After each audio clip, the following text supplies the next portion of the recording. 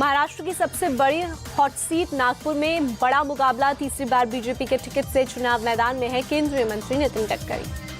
नितिन गडकरी के मुकाबले कांग्रेस ने नाना पटोले का टिकट काटकर इस बार विकास ठाकरे को उतारा। नागपुर पश्चिम विधानसभा सीट से विधायक है ठाकरे। लगातार 2 बार से नागपुर से सांसद है नितिन गडकरी। पिछली बार कांग्रेस के नाना पटोले को 2,16,000 वोटों से दी थी शिकस्त। नागपुर सीट के जातिगत समीकरण में फिट नहीं बैठते हैं ब्राह्मण जाति के नितिन गडकरी। काम और अपनी साफ सुथरी छवि के चलते हैट्रिक की तैयारी। 2014 में पहली बार नागपुर से चुनाव मैदान में उतरे थे नितिन गडकरी। कांग्रेस के कद्दावर नेता विलास मुत्तेमवार को 2,85,000 वोटों से हराकर पहली बार लोकसभा के रास्ते पहुंचे थे संसद। विलास मुत्तेमवार को हराकर गडकरी ने भेदा था कांग्रेस का किला। नागपुर लोकसभा सीट से लगातार 4 बार के सांसद थे विलास मुत्तेमवार। कांग्रेस का बहुत पुराना गढ़ रहा है नागपुर। अब तक हुए 18 चुनाव और उपचुनाव में 13 बार कांग्रेस के खाते में गई है ये लोकसभा सीट। 2014 से पहले सिर्फ एक बार नागपुर में खिला था कमल।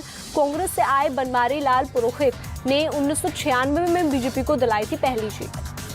नागपुर लोकसभा सीट पर 1952 में हुआ था पहला चुनाव। पहले 2 चुनावों में जीती थी कांग्रेस की अनसुयाबाई काले। एक बार निर्दलीय उम्मीदवार ने नागपुर सीट पर मारी है बाजी। 1959 के उपचुनाव में कांग्रेस के टिकट पर जीत चुके हैं माधव श्रीहरि अने।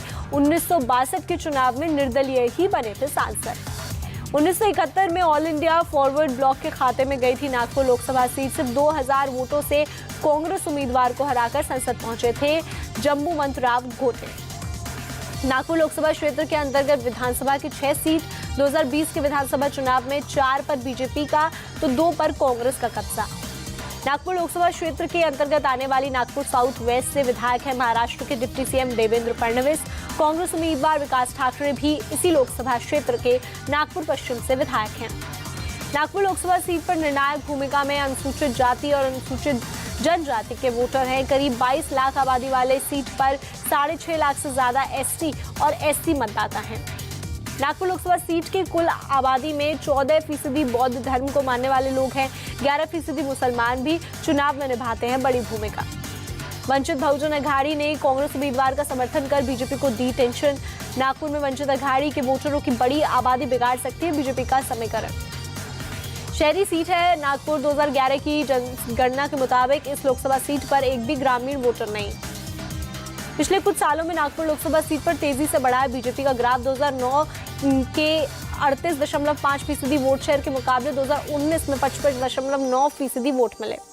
राष्ट्रीय स्वयंसेवक संघ का गढ़ माना जाता है नागपुर। यहीं पर है संघ का मुख्यालय। गडकरी को एक बार फिर संघ के करीबी होने का फायदा मिल सकता है।